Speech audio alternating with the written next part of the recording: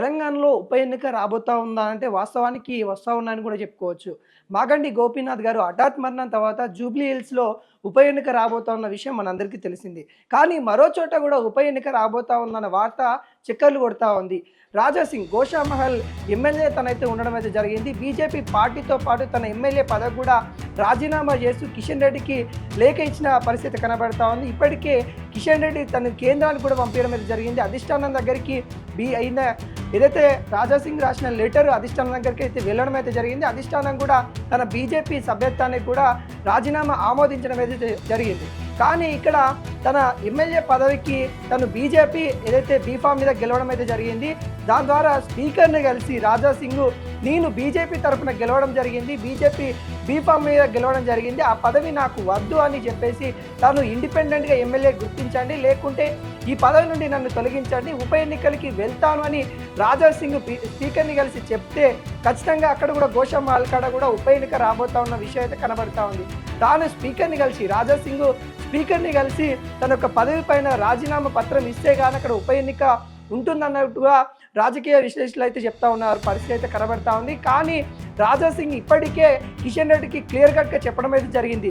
నేను పార్టీకి రాజీనామా చేస్తూ ఉన్నాను, అదేవిధంగా మీ బీఫామ్ మీద గెలిచాను కాబట్టి మీకు ఏమైనా అభ్యంతరాలు ఉంటే స్పీకర్కి మీరు లేఖ రాయండి, నా పదవిని తొలగించమని స్పీకర్కి రాయండి అన్నట్టు కూడా కిషన్ రెడ్డికి క్లియర్ కట్గా చెప్పిన పరిస్థితి కనబడతా ఉంది. ఈ నేపథ్యంలో బీజేపీ అధిష్టానం కూడా మరి స్పీకర్కి లెటర్ రాస్తుందా, స్పీకర్కి ఒకవేళ లెటర్ రాస్తే స్పీకర్ మళ్ళీ రాజాసింగ్ని తన యొక్క వివరణ కోరే అవకాశాలు అయితే కనబడతా ఉంది. ఆ వివరణ ఇచ్చే ప్రక్రియలో నేను నిజంగానే బీజేపీకి రాజీనామా చేస్తాను, ఈ పదవి కూడా రాజీనామా చేస్తానని కూడా రాజాసింగ్ ఒకవేళ చెప్తే రాజాసింగ్ మరి ఎమ్మెల్యే పదవి నుండి తప్పుకోవాల్సి ఉంటుంది. తప్పుకొని మళ్ళీ ఉప ఎన్నిక ఉండే పరిస్థితి కనబడతా ఉంది. గోషామహల్లో కూడా ఉప ఎన్నిక రాబోతా ఉంది అనే తీరుగా కనబడతా ఉంది. రాజాసింగ్ ఇప్పటికే తన కరాఖండిగా చెప్పడం అయితే జరిగింది. అధిష్టానం కూడా తన మాట వినలేదన్న బాధ నిన్న చాలా భారీ ఎత్తున వ్యక్తం చేసిన పరిస్థితి కనబడతా ఉంది. తన బాధ అధిష్టానం వింటుందేమో అని నేను రాజీనామా చేశాను, కానీ అధిష్టానం కాడ కూడా నన్ను లెక్క చేయకుండానే ఈరోజు నా రాజీనామా ఆమోదాన్ని తెలపడం కూడా బాధాకరం అన్నట్టు కూడా తను నిన్న మాట్లాడిన పరిస్థితి అయితే కనబడతా ఉంది.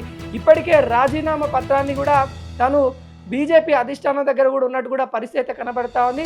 మరి చూడబోవాలి రాజాసింగ్ ఏదైతే ఎమ్మెల్యే పదవికి రాజీనామా చేస్తాడా, స్పీకర్ని కలుస్తాడనే విషయాలైతే మనకైతే పూర్తి స్థాయిలో తెలుసుకోవాల్సిన పరిస్థితి కనబడతా ఉంది. ఇప్పటికే జూబ్లీ హిల్స్ సంబంధించిన ఉప ఎన్నిక ఖరారైంది. దాదాపుగా 3 నెలల్లో ఈ 3 నెలల్లో అయితే ఎన్నికలు ఉండబోతా ఉన్న పరిస్థితి కనబడతా ఉంది. దాదాపుగా స్థానిక ఎన్నికల తర్వాత జూబ్లీ హిల్స్ ఉప ఎన్నిక ఉండబోతా ఉంది. ఆ నేపథ్యంలో మరి జూబ్లీ హిల్స్తో పాటు గోషామహల్ కూడా ఉప ఎన్నిక ఉండే పరిస్థితి కనబడతా ఉంది. ఆ ఛాన్స్ అయితే లేకపోలేదని కూడా మనమైతే చెప్పుకోవచ్చు. మరి బీజేపీ అధిష్టానం ఏం చేయబోతుంది, రాజాసింగ్ ఏం చేయబోతా అన్న విషయాలైతే మనమైతే ముందు చూడబోవాలి.